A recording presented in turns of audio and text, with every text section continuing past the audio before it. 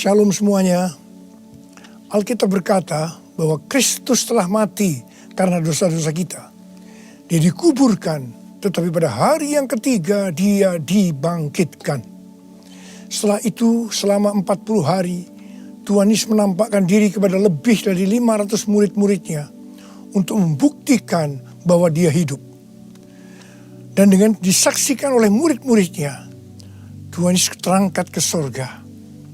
Pesan terakhir Tuhan Yesus kepada murid-muridnya seperti yang tertulis dalam Kisah Para Rasul 1 ayat 8. Tetapi kamu akan menerima kuasa kalau Roh Kudus turun ke atas kamu, dan kamu akan menjadi saksiku di Yerusalem dan di seluruh Yudea dan Samaria dan sampai ke ujung bumi. Kalau saudara adalah murid Tuhan Yesus, berarti pesan ini juga buat saudara dan saya.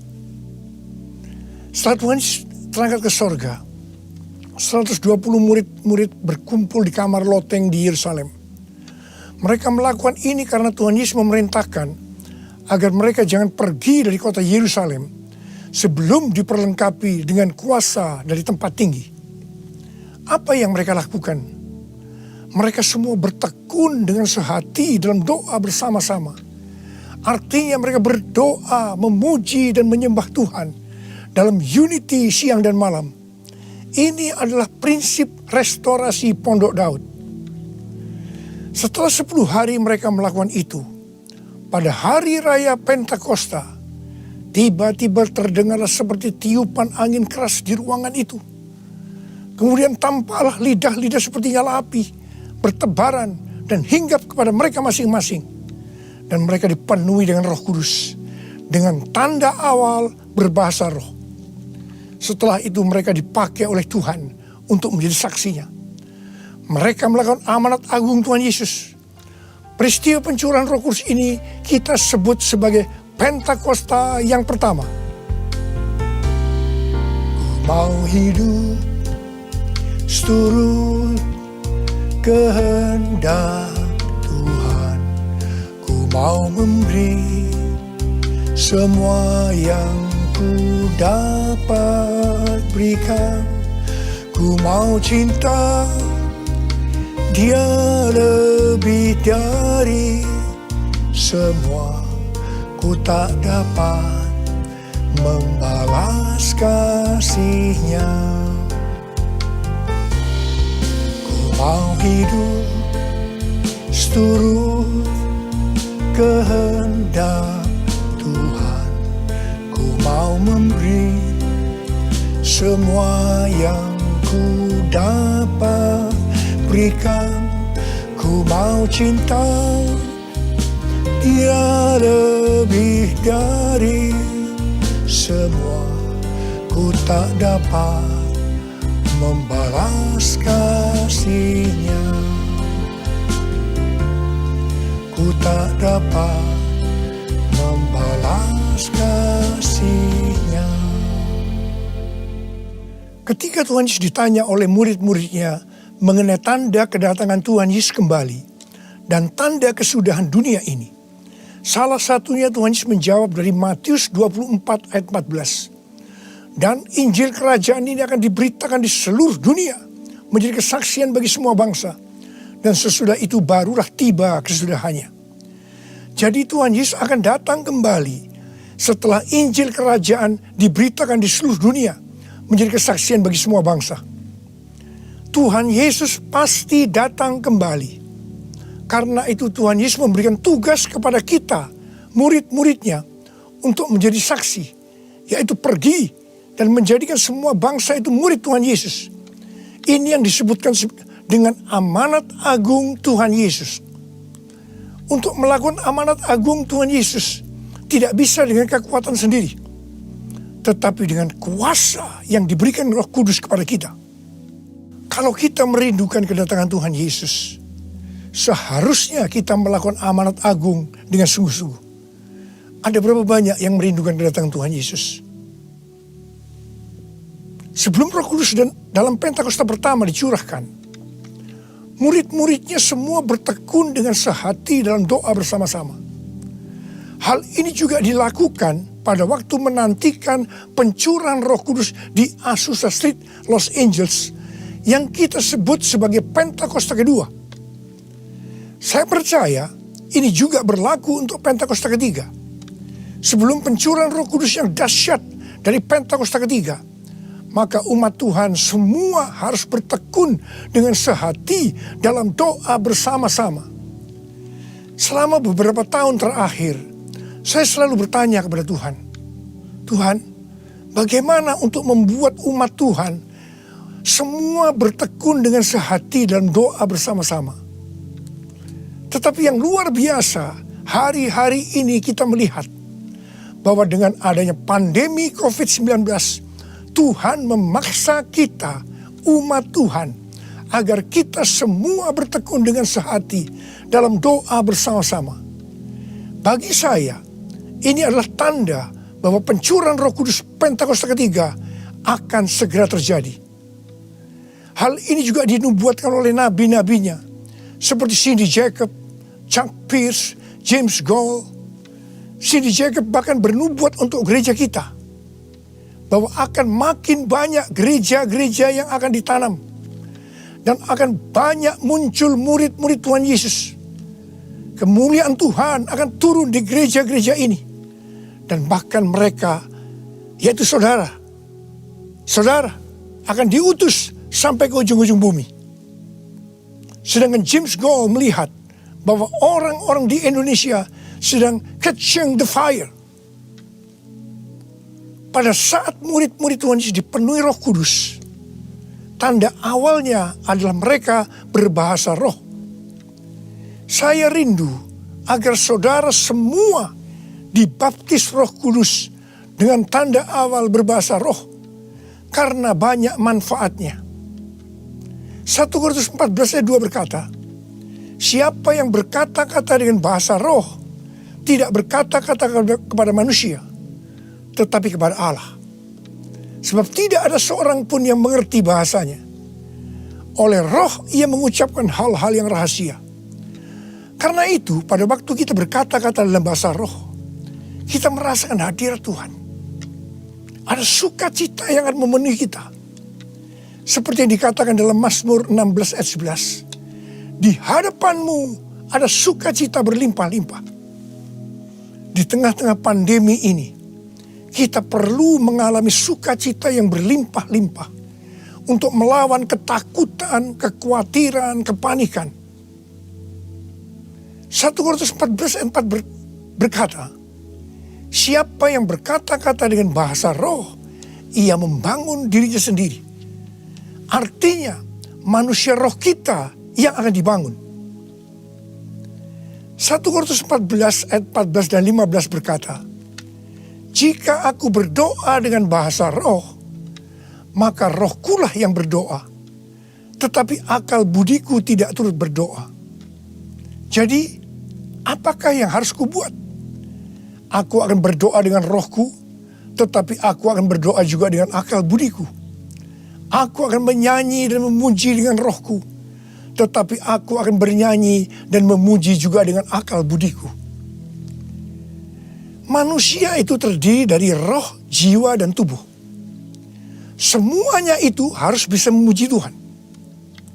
Kita memuji Tuhan dengan tubuh kita, dengan cara bertepuk tangan, mengangkat tangan, melompat, menari, dan lain-lain.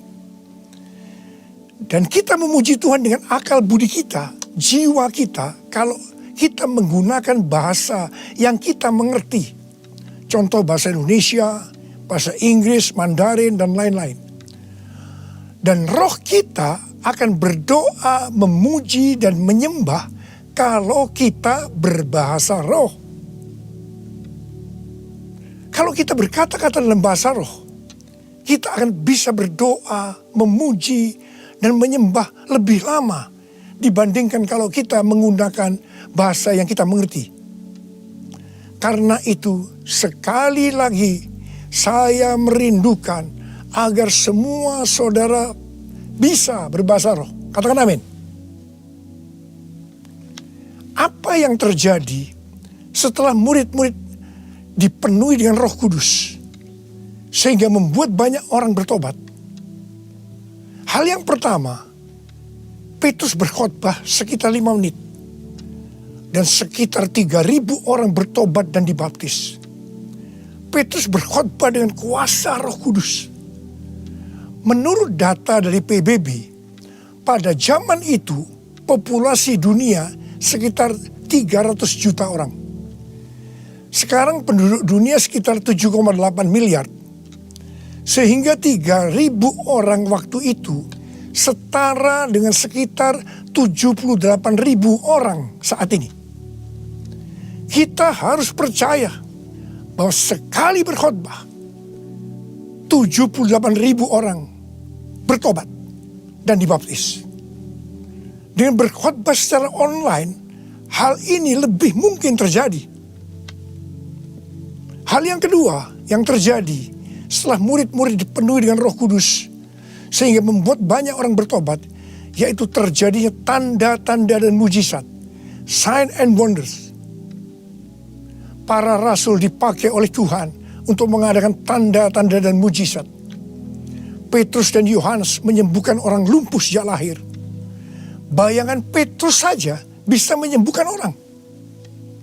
Sapu tangan atau kain yang pernah dipakai oleh Paulus, jika diletakkan pada orang sakit atau orang yang dirasuk setan, maka orang itu akan sembuh. Tuhan Yesus berkata dalam Markus 16 ayat 15 sampai dengan 18, bahwa kalau kita pergi untuk memberitakan Injil, maka tanda-tanda dan mujizat, sign and wonder akan menyertai kita. Sejak tahun 2006, saya diperintahkan Tuhan untuk mengadakan kebaktian kesembuhan ilahi. Selama 14 tahun, saya sudah mengadakan 318 kali kebaktian kesembuhan ilahi. Setiap kali saya berkhotbah, pasti saya memberitakan Injil. Dan tanda-tanda dan mujizat terjadi. Saya diperkenankan oleh Tuhan untuk melihat dan mengalami mujizat seperti yang dilakukan oleh Tuhan Yesus 2000 tahun yang lalu. Pada waktu acara lawatan Roh Kudus Pulihkan Indonesiaku tanggal 29 Mei yang lalu, Cindy Jacob bernubuat bahwa Indonesia akan menjadi sangat penting dalam sejarah kekristenan. Mujizat-mujizat seperti orang buta melihat, orang tuli mendengar akan merupakan hal yang biasa yang akan terjadi di gereja-gereja lokal. Wow, orang-orang muda akan mendapatkan jubah mujizat. Ini adalah Pentakosta yang ketiga. Haleluya. Hal yang ketiga yang terjadi setelah murid-murid dipenuhi dengan Roh Kudus, sehingga membuat banyak orang bertobat, yaitu cara hidup jemaat berubah. Yang pertama, mereka bertekun dalam pengajaran rasul-rasul dan dalam persekutuan. Ini bisa diartikan mereka suka membaca Alkitab. Judul Mazmur 119 yang merupakan pasal dengan ayat terpanjang dalam Alkitab adalah bahagianya orang yang hidup menurut firman Tuhan. Jadi orang yang hidup sesuai dengan firman Tuhan itu akan berbahagia. Dalam pandemi COVID-19 kita harus banyak membaca, merenungkan dan melakukan firman Tuhan agar supaya kita berbahagia. Sehingga kita bisa mengatasi segala dampak yang buruk akibat pandemi COVID-19. Mazmur 119 ayat 105 berkata, firman-Mu itu pelita bagi kakiku dan terang bagi jalanku.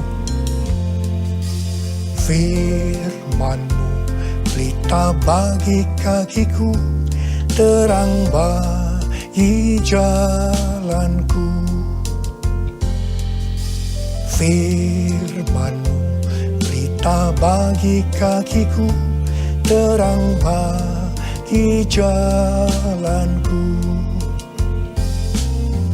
Waktu ku bimbang dan hilang jalanku, tetaplah Kau di sisiku. Dan takkan ku takut asal Kau di dekatku. besertaku selamanya.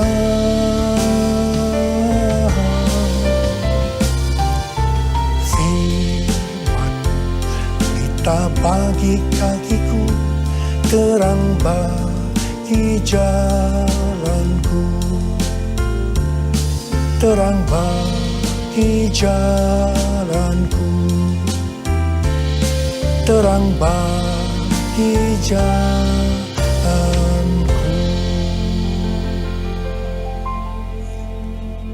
Tuhan memberikan tema tahun 2020 adalah tahun dimensi yang baru. Kita tidak pernah menyangka bahwa tahun dimensi yang baru adalah seperti sekarang ini, di mana dengan adanya pandemi COVID-19, kita sekarang memasuki new normal.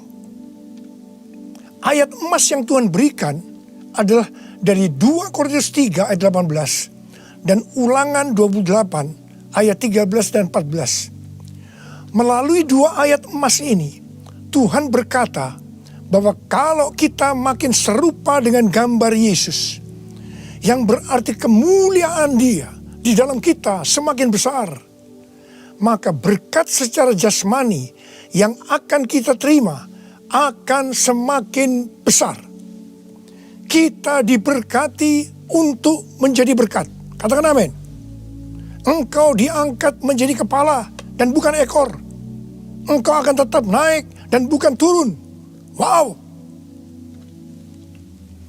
Tanggal 1 Januari 2020, saya digerakkan oleh Roh Kudus untuk berkata bahwa memasuki tahun 2020 dalam bekerja mencari nafkah tidak bisa dengan cara yang lama, tetapi harus menuruti firman Tuhan, tuntunan Tuhan. Ternyata hal-hal ini yang sedang terjadi. Kita sedang memasuki resesi ekonomi secara global. Cara-cara yang lama dalam bekerja sudah tidak bisa dipakai lagi. Kita harus bekerja menurut tuntunan firman Tuhan. Kita harus peka terhadap suara Tuhan. Untuk itu, kita harus menjadi serupa, makin menjadi serupa dengan gambarnya. Orang yang menjadi serupa dengan gambarnya, itu adalah murid Tuhan Yesus. Dengan goncangan ekonomi global yang sedang terjadi saat ini, banyak dari generasi milenial dan generasi Z harus menghadapi kenyataan bahwa betapa rapuhnya budaya mereka dan kehidupan yang dibangun di atasnya. Padahal selama ini mereka begitu percaya diri dan bahkan sombong.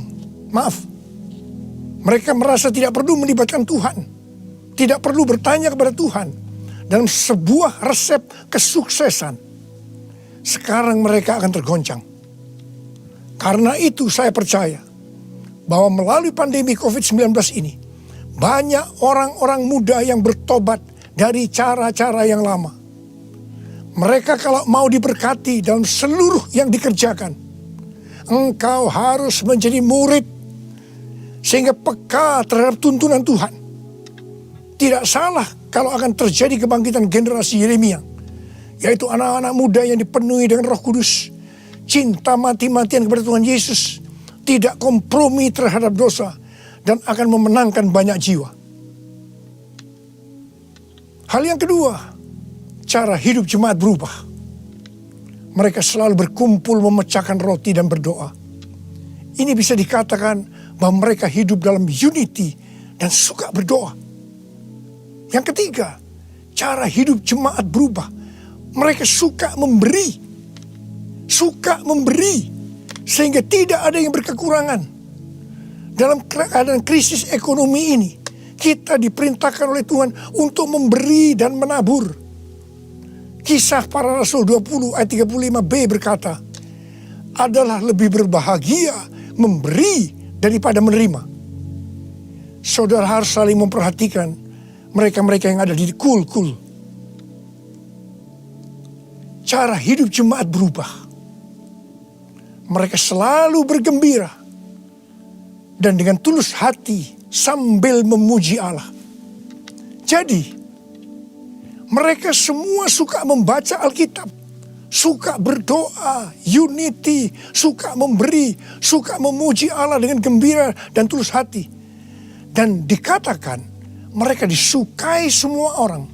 Dan tiap-tiap hari jumlah orang yang diselamatkan bertambah. Haleluya! Haleluya! Haleluya! Haleluya! Haleluya! Haleluya! Haleluya!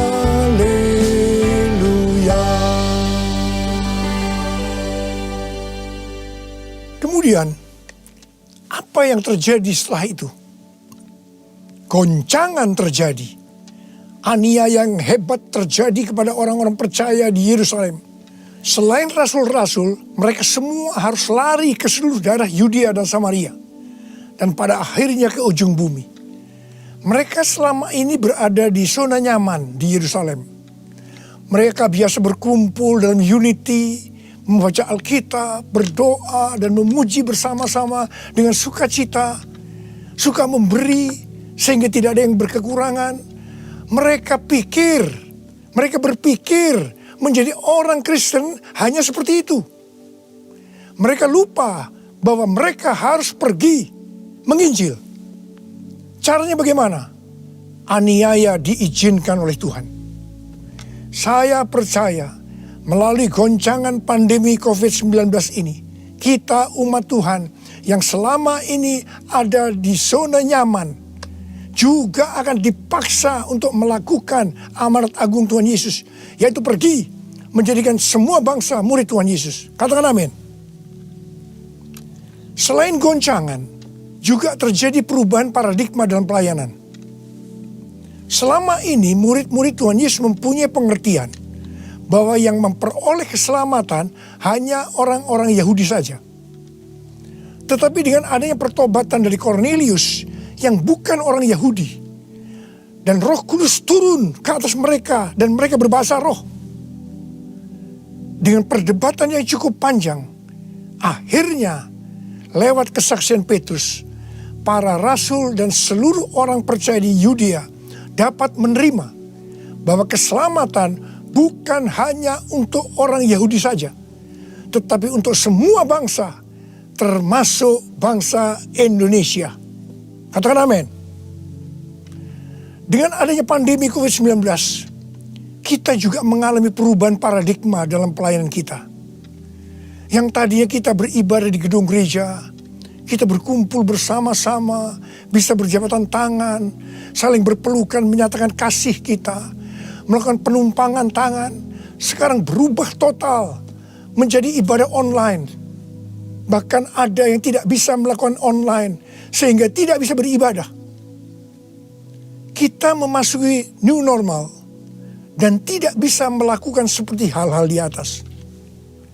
Kita tidak tahu dengan pasti bentuk ibadah kita selanjutnya. Tetapi yang Tuhan mau, kita bisa menerima perubahan paradigma dalam pelayanan ini.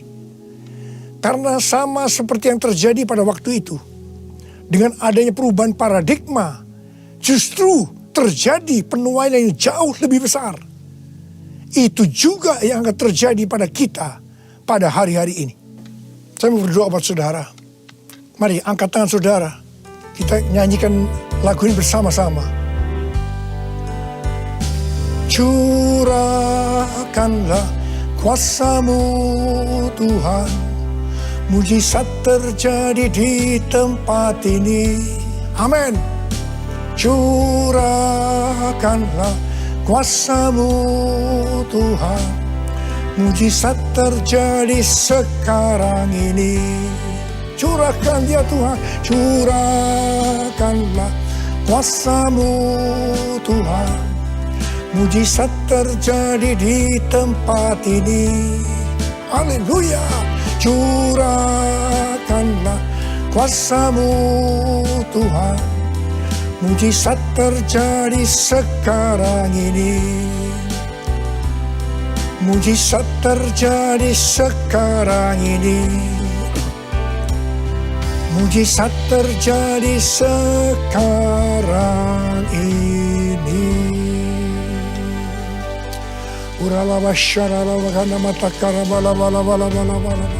Mari kita berbahasa roh. Kita berbahasa roh saat.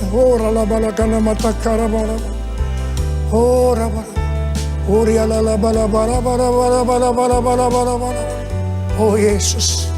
Oh Yesus, Yesus.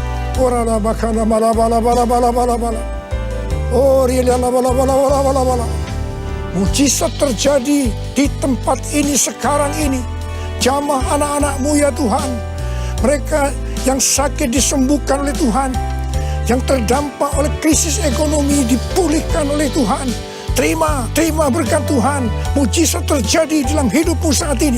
Sembuh dalam nama Yesus. Sembuh dalam nama Yesus. Engkau akan dicukupkan, malah berkelimpahan di dalam segala hal. Terima. Tuhan, curahkan kuasa-Mu. Pakai anak-anak-Mu semua nih Tuhan. Menjadi saksi-Mu. Melakukan amanat agung Tuhan Yesus.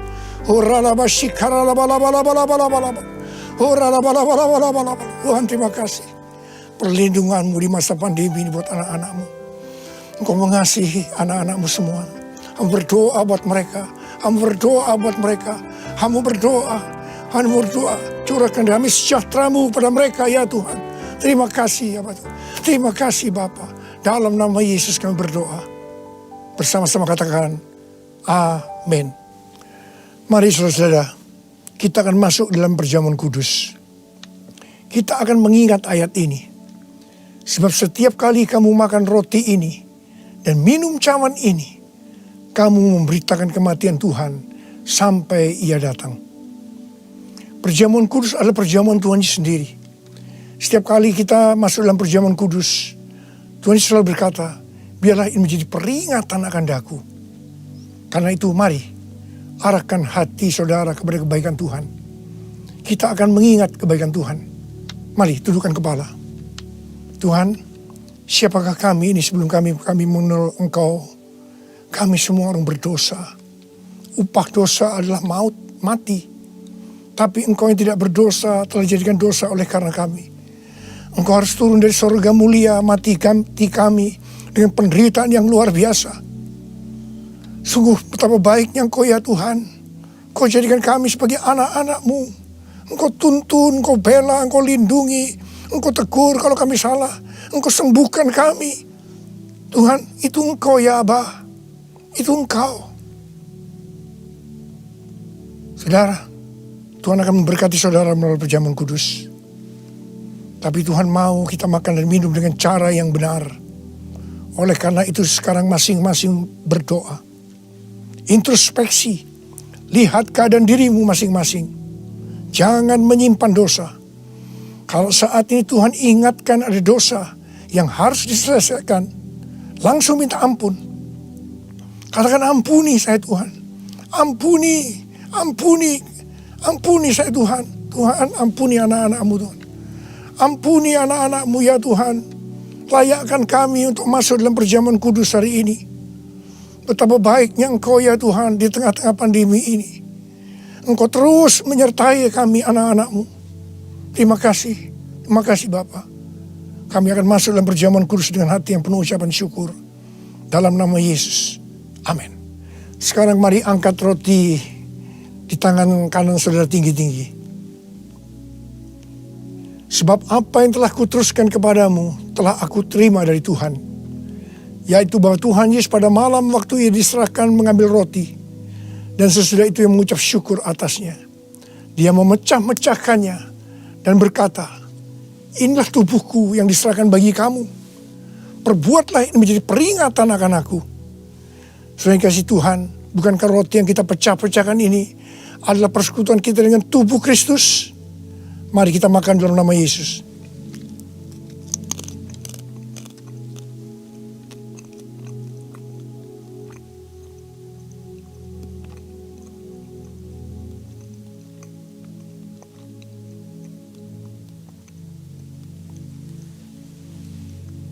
Sekarang angkat cawan di tangan kanan saudara tinggi-tinggi. Demikian juga ia mengambil cawan sesudah makan lalu berkata, cawan ini adalah perjanjian baru yang dimeteraikan oleh darahku. Perbuatlah ini setiap kali kamu meminumnya menjadi peringatan akan aku. Sudah dikasih Tuhan, bukankah cawan pengucapan syukur yang atasnya kita ucapkan syukur adalah persekutuan kita dengan darah Yesus? Mari kita minum dalam nama Yesus.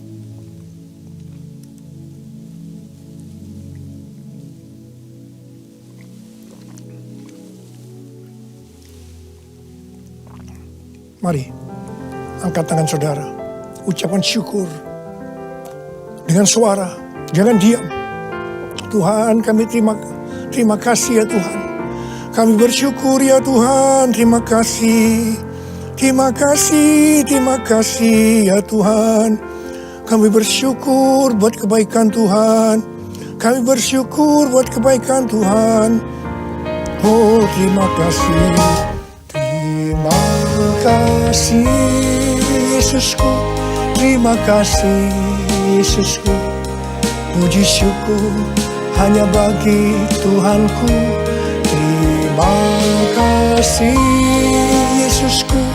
Terima kasih Yesusku. Puji syukur hanya bagi Tuhanku. Puji syukur hanya bagi Tuhanku. Puji syukur hanya bagi Tuhanku.